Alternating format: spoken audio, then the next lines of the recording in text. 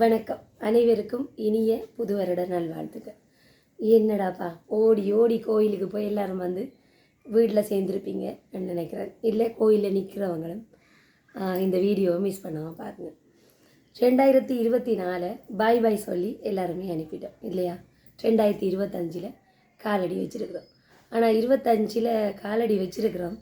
ஏதாவது ஒரு மாற்றம் தை பிறந்தால் வழி பிறக்கும்னு சொல்லுவாங்கன்னு. ஏதாவது ஒரு மாற்றம் வருமானு சொன்னால் நம்ம சொல்லுவோம் 2024 25 ஆண்டு தான் மாற்றம் உண்டு இல்லையா?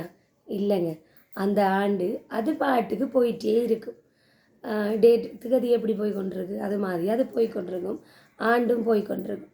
இருந்தாலும் நம்மட வாழ்க்கையில் முயற்சிகள் எடுக்காமல் நம்மட வாழ்க்கையில் எதுவுமே மாறாது இல்லையா?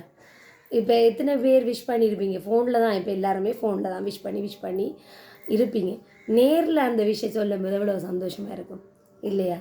நேரில் போங்க, ஃப்ரெண்ட்ஸை பாருங்கள், சொந்தங்களை பாருங்கள். 2025 ஒரு மாற்றத்தை கொண்டு வாங்க. உங்களோட வாழ்க்கை மாறும். நன்றி. நான் உங்கள் சொல்லுவேன்.